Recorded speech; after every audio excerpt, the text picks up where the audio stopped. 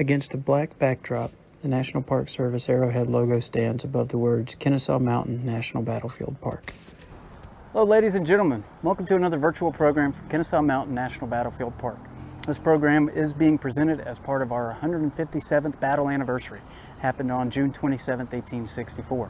My name is Ranger Jake Boling, and I'm coming to you from our visitor center.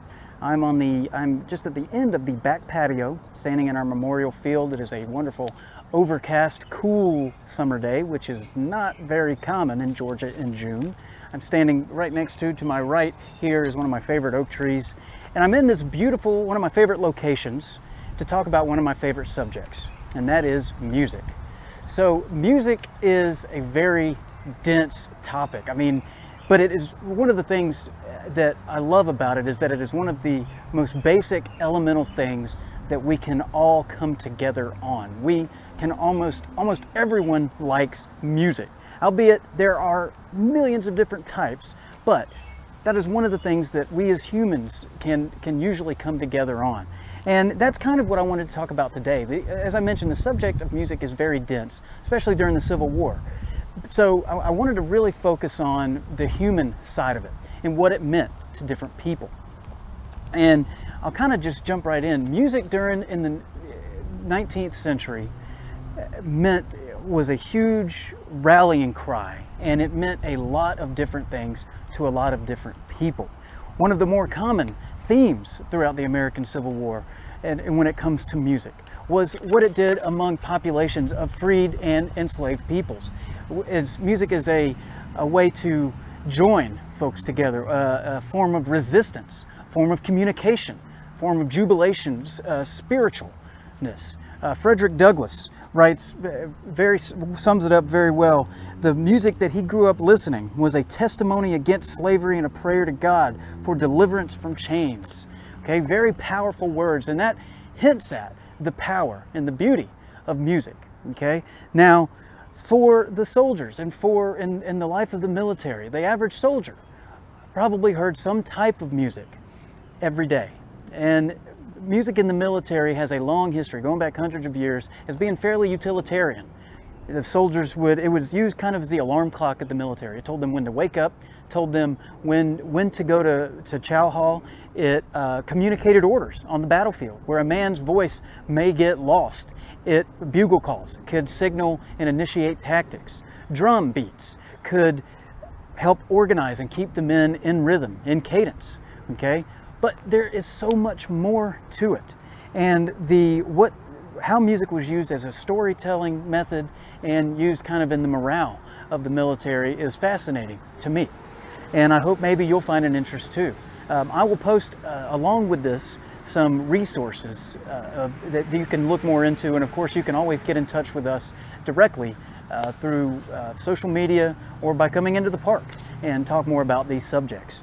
So music on both sides, both the Union and Confederacy. As I mentioned, there was the utilitarian aspect of military music, but music as a morale booster, as something for the men to do to pass the time, to think about home, to communicate and really kind of cement some legends in some case. One of my favorite examples is the famous Civil War era song "Hold the Fort," which was developed out of the Confederate attempt in October of '64 to cut the Union off at Allatoona Pass.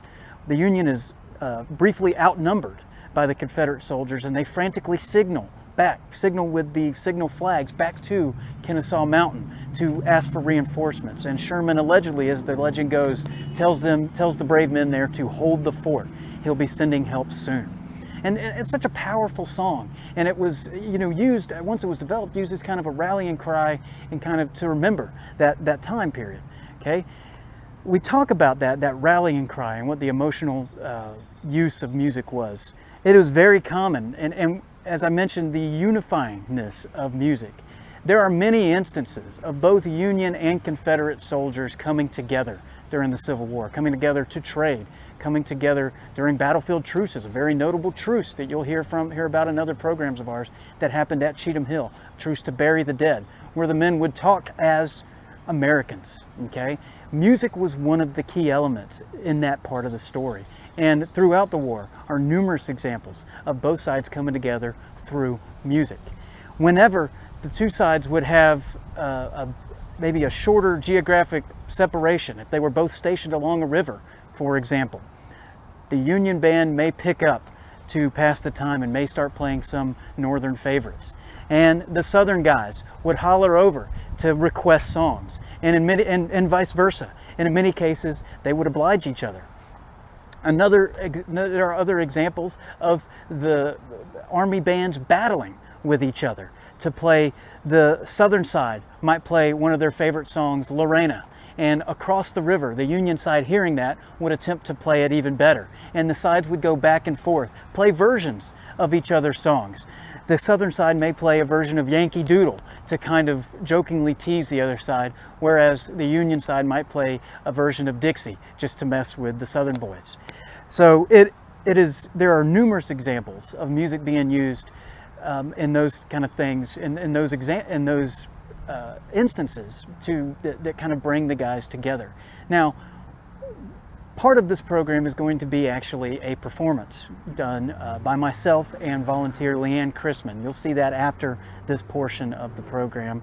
And we are going to be performing the song Lorena. And the reason we picked Lorena, we had to go through a lot of different songs. Number one, it was the one that we could figure out the chords for. I'm not ashamed to admit, I'm not a virtuoso, so you get what you get. I hope you enjoy it. It was a lot of fun for us to play. But seriously, one of the reasons we picked Lorena was because it was, in our research, it was a song that seemed to come up more and more as a song that in its essence, it's kind of a ballad. It's kind of a love song. And I don't know about you, but sometimes when I'm feeling blue, listening to sad music is just the right medicine.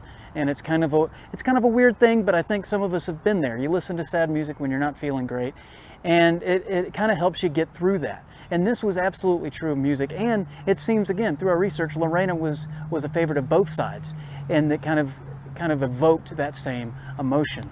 It's a love ballad that talks about the man's love of Lorena. And some of the lyrics here, one of my favorites is towards the end.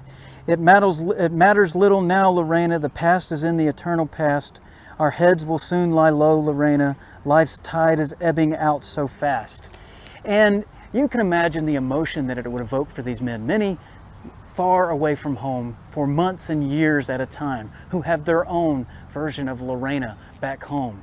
And hearing this song would make them think of home, make them conjure up these visions, maybe a tear streaming from the eye, and all that much more willing to get back home and to fight and to live another day, to see their Lorena. And again, that's one of the reasons we picked what we did. So this was a brief snippet and introspective into a very dense topic. I hope you enjoyed it. Again, if you'd like more information, I'm going to post some of my sources in the comments of this video, and hopefully you can pick some of that up, get a little more insight into why we pick the programs we do and where we get the information that we have. I hope you enjoy it. Please stay tuned in just a second for the musical performance of Lorena by myself and volunteer Leanne Chrisman. I hope you guys enjoyed this program. As always, thank you for attending, and we will see you at the mountain. Bye. This is a performance of the song Lorena, words and music originally written by Henry D. Webster and Joseph P. Webster. Jake Boling and Leanne Chrisman are the musical performers in this rendition and sit against a white brick backdrop surrounded by plants in an outdoor setting. We hope you enjoy. All right, 1, 2, 3, 4.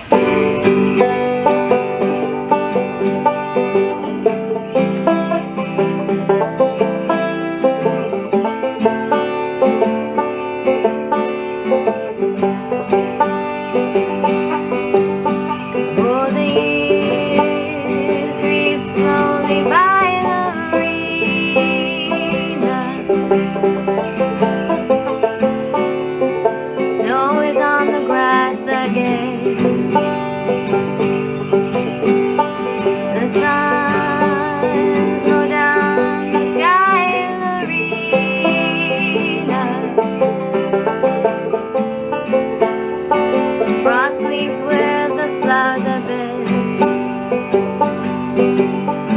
but the heart throbs on as warmly now.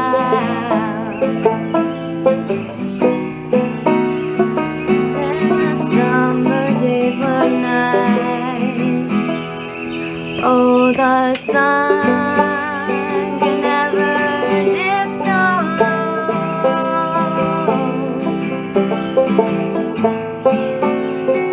down affection's cloudless sky.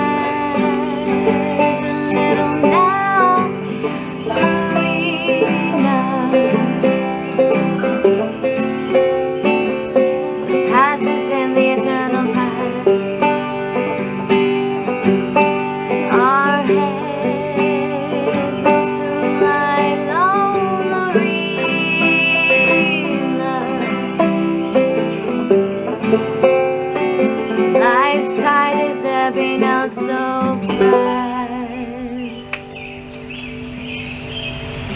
I liked it. We did it! We did it. That Nailed was it. That was it. That was it. That